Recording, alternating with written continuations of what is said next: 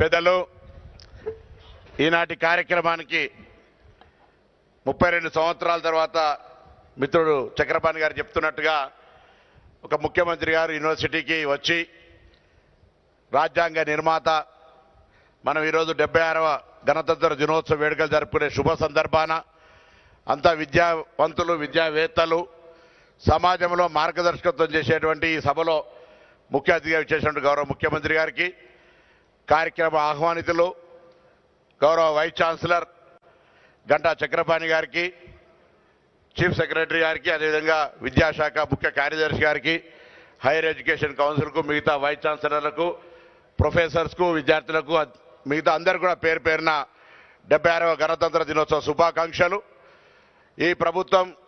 మీ అందరి ఆకాంక్షల మేరకు ప్రజాపాలనతో మార్పు కోరుకొని మీ ఆశీర్వచనం మేరకు ఏర్పడ్డ తర్వాత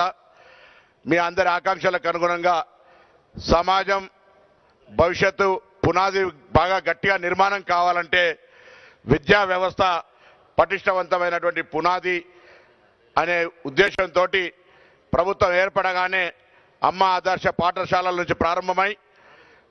ఉపాధ్యాయ వర్గంలో ఉన్నటువంటి అసహనాన్ని తొలగించడానికి ప్రమోషన్లు బదిలీల ప్రక్రియతో సహా నియామకాలు చేపట్టి అనేక ఇన్ఫ్రాస్ట్రక్చర్తో సహా వారికి సంబంధించినటువంటి హాస్టల్లో చదువుకునే పిల్లల యొక్క మెచ్చార్జీలతో సహా అనేక రకాల కార్యక్రమాలను చేస్తూ ఈ బేసిక్ ఎడ్యుకేషన్ సిస్టమ్ను పటిష్టపరిచే ప్రయత్నం చేస్తున్న గౌరవ ముఖ్యమంత్రి గారికి ఈ సందర్భంగా ఒక మాజీ విద్యార్థి నాయకుడిగా ఈ సందర్భంగా ధన్యవాదాలు తెలియజేస్తా ఉన్నాను. 10 సంవత్సరాలుగా నాకు తెలుసు కరీంనగర్ యూనివర్సిటీ శాతవాహన ఏర్పాటు చేసే సందర్భంలో నేను మార్క్ఫెడ్ చైర్మన్గా తర్వాత పార్లమెంట్ సభ్యుడిగా చూసినాం. వైస్ ఛాన్సలర్ను కూడా నియమించుకోవాలనేటువంటి పరిస్థితి నుంచి ఈరోజు స్వయంగా ఇప్పుడే మిత్రులు గంటా చక్రపాణి గారు చెప్పినారు, వైస్ ఛాన్సలర్లకు కూడా యూనివర్సిటీల అభివృద్ధికి ఏ విధంగా పనిచేయాలి, కార్యాచరణ ఏంటిది అనేటువంటి ఒక సూక్ష్మ కార్యక్రమాన్ని కూడా ఇచ్చి విద్యా వ్యవస్థను పటిష్టపరచడానికి కార్యాచరణ తీసుకుంటుంది. ప్రభుత్వం ఒకటే సరిపోదు, ప్రభుత్వ కార్యాచరణ ప్రభుత్వం యొక్క ముఖ్య ఉద్దేశం ఒకటే సరిపోదు. దయచేసి ఇక్కడికి విచ్చేసినటువంటి పెద్దలు హరగోపాల్ లాంటి వాళ్ళు పెద్ద ప్రొఫెసర్స్ కానీ సమాజంలో ఒక మార్గదర్శకత్వంగా భావించేటువంటి అనేక మంది ఈ యొక్క ప్రభుత్వాన్ని ఆశీర్వదించండి. భవిష్యత్తులో తెలంగాణ విద్యా వ్యవస్థ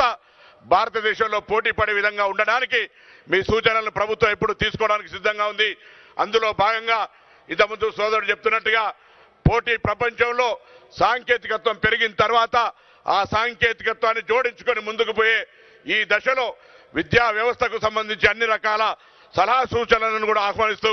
మరొక్కసారి యూనివర్సిటీ అభివృద్ధికి తప్పకుండా గౌరవ ముఖ్యమంత్రి గారు చక్రపాణి గారి యొక్క చొరవతో అన్ని రకాల అభివృద్ధికి సహకరిస్తారని ఆశిస్తూ